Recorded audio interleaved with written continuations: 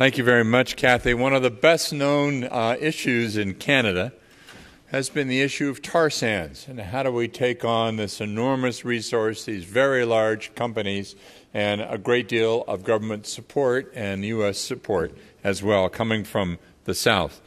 And involved in that is Eriel Deranger, who is the Communications Coordinator and Executive Assistant for the Athabasca Chipewyan First Nation.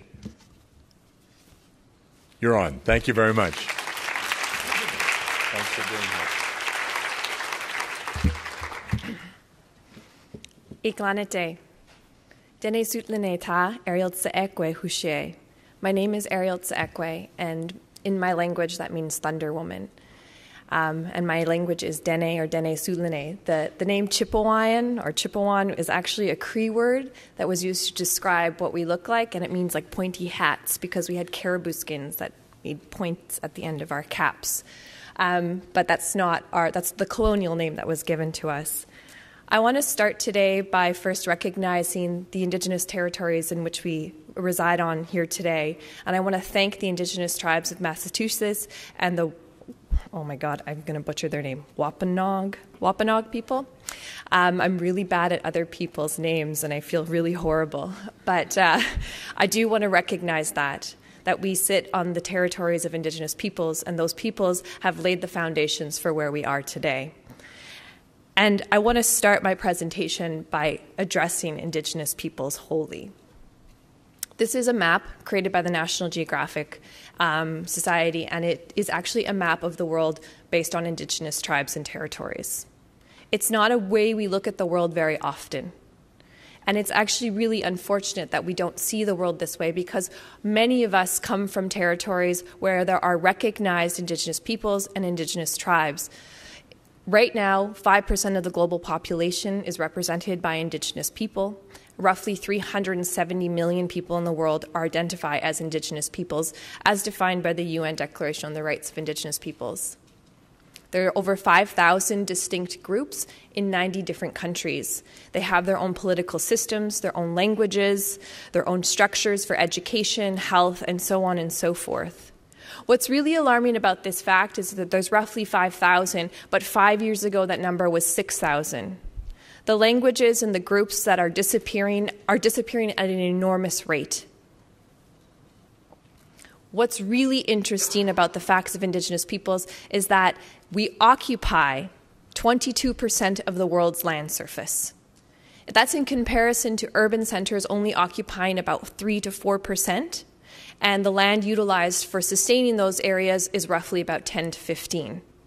So we occupy double what non-Indigenous folks occupy. And what's even more interesting on that top of that fact is 80% of the world's global biodiversity is encompassed within traditional lands and territories. That becomes a really critical thing to understand in the context of climate change and planetary health, because Indigenous peoples live within the world's most critical biodiversity, including in my people's traditional territory. And even one step further is 85% of the world's protected and conservation areas are on top of or adjacent to Indigenous territories. None of this is by coincidence. None of this is by coincidence, because Indigenous peoples have been fighting, challenging, and occupying their territories against some of the most oppressive measures taken globally to protect their lands and territory, because it is intrinsically a part of our identities and who we are as Indigenous peoples. Our cosmology, our belief systems are a part of the land, and the land is a part of us. Dene Sutlene, the name of my people, means of the land. Our traditional name before we were given Athabasca Chipewyan First Nation is Kaitale Dene Sutlene, and it means of the willow of the land, in reference to the Athabasca Delta, in which the area where our people live. So my community now lives in the sleepy town of Fort Chipewyan. It's not a reservation. It's a hamlet. We have been lived there. We were forcibly removed because of dams in the 60s to live into this township. And this township is right there. So this is the Arctic line Actually, I have another little, there's it, I don't have to point at it. So we're that far up north, and all this red blotches and marks on the map are where the oil sands or tar sands are. So we're downstream from the largest industrial project on the planet. So this is tar sands. It's not your sweet crude oil. It's more like peanut butter. And in 1995 is sort of when it took off, when it was considered economically viable at about 480,000 barrels. By 2008, 1.3. By 2020, they want to have about 3 million barrels per day in production. Again, it's not your typical sweet crude oil, so 20% of the oil sands is removed through open pit mining or open cast mining, while the other 80% is done through in situ or SAGD. Dr. David Schindler said that there's nothing on this planet that compares with the destruction going on there. If there were a prize for unsustainable development, the tar sands would be a clear winner.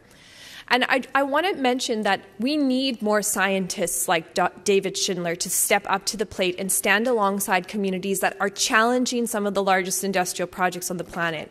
And these projects aren't just threatening climate, they're threatening the survival of people. In this case, it's my people. I'm not attached to this campaign because it's something that I felt for. It's something that is intrinsically a part of me. When I saw what was happening in my territory, it's literally like seeing someone destroy a relative, because that is who I am. I cannot stand idly by and let these companies continue to wreak havoc on my people and my territory. Development requires massive amounts of water to produce. And this water ends up in massive tailings ponds, which are more like lakes and now cover 260 square kilometers of land in the region. And there are studies that have indicated that about 11 million liters of toxic contaminants leach into the river systems every single day.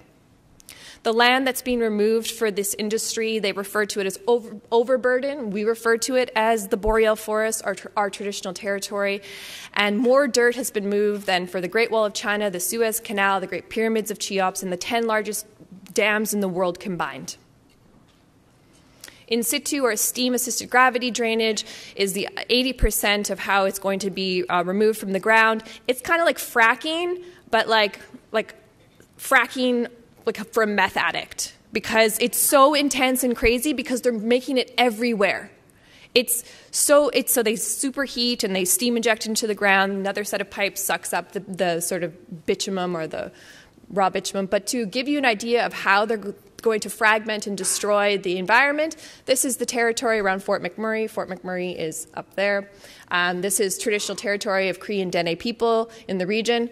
This is what it'll look like after they finish all of their lease sites. Total and entire fragmentation of our ecosystems, disruption of migratory patterns of large mammals, breeding grounds for migratory birds and other species in the region, and also contamination and leaks into aquifers and water systems in the region. This is every multinational corporation in the world. This isn't one company that you can challenge. This is every company in the world.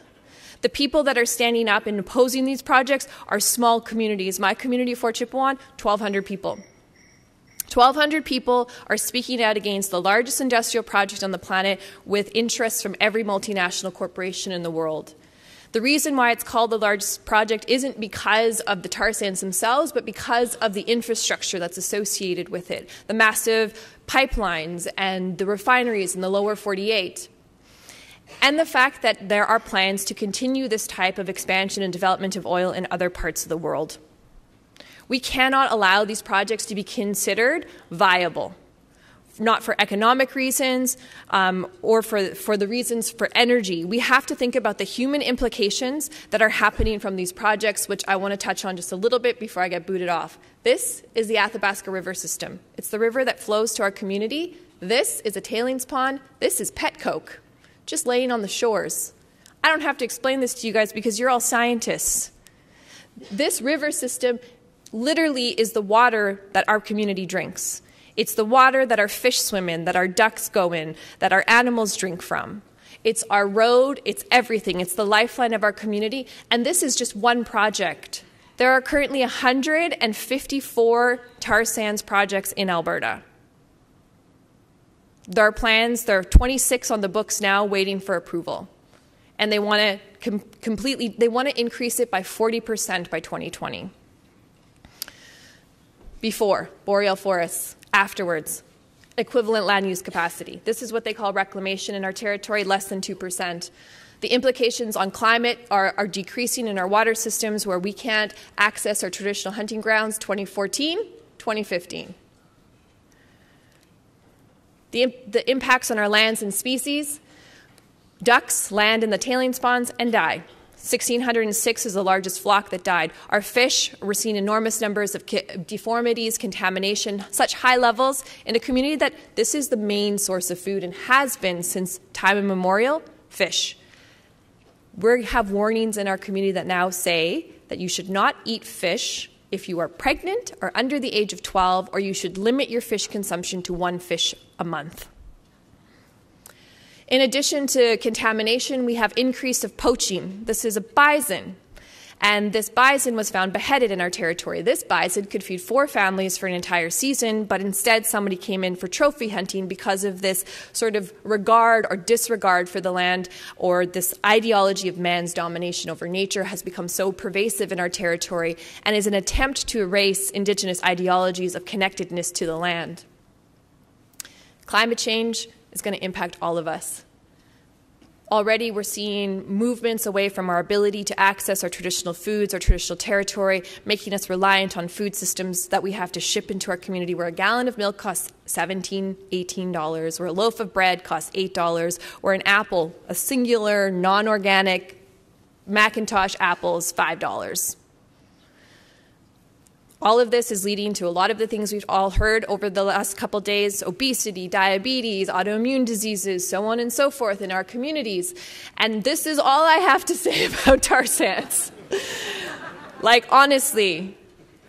And I do want to say one thing before I'm 3 minutes over already, is that we're in a time of unprecedented climate change on this planet, and yet one thing has remained the same: the marginalization of Indigenous peoples, the attempted erasure of our identities, our cosmologies, and who we are, and our knowledge systems.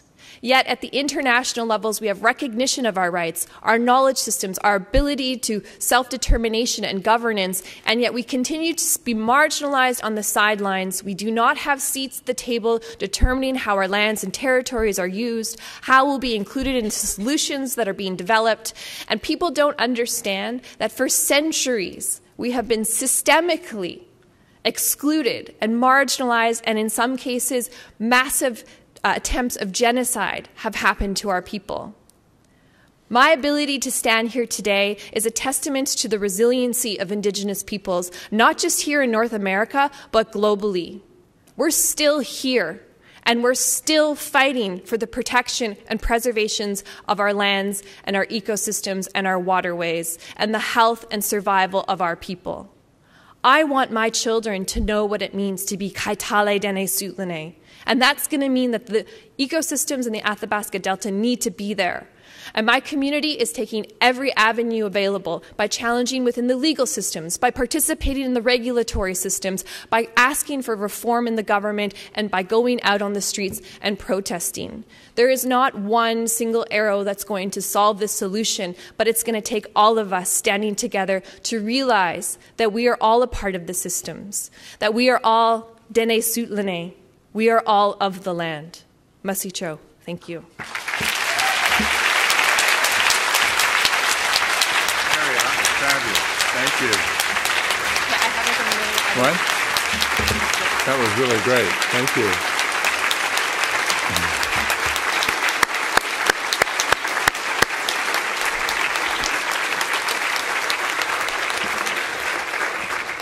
Eriel, what a powerful presentation, and what an incredible example of the interconnectedness of the science, so many needed disciplines, and so much grassroots action to pull together. Thank you very much for being here.